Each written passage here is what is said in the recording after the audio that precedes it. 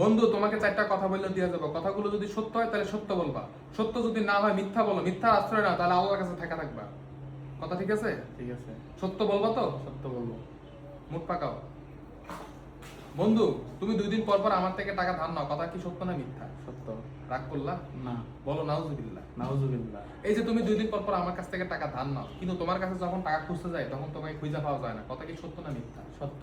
বলো আস্তাগফিরুল্লাহ। আস্তাগফিরুল্লাহ। এই ধরনের কাজ যে বন্ধু তুমি করো, এগুলা কি মানা যায়? এগুলা কি মেনে নেওয়া যায়? মানা যায় না। কিন্তু বন্ধু তোমার হয়ে আমি এগুলো কিন্তু মানতে বাধ্য। তাছাড়া তুমি একটু পর পর যে টাকা চাও, সেটা নিয়ে আমার দুঃখ নাই। এই যে তুমি টাকাগুলো নিয়া বিভিন্ন মেয়ে নিয়া রেস্টুরেন্টে নিয়া ঘুরো খাও, কথা কি সত্য না মিথ্যা? সত্য। আমি কি একটা মিথ্যা কথা বলছি? না। মিথ্যা কথা বললে তো আমি আল্লাহর কাছে থাকা থাকবো। হ্যাঁ, উপরে এক সূর্য এক চাঁদ, নিচে জমি, মাঝখানে আমি আর তুমি। হ্যাঁ, তুমি যে এই ধরনের কাজ করো, এগুলো কি একদমই গ্রহণযোগ্য না।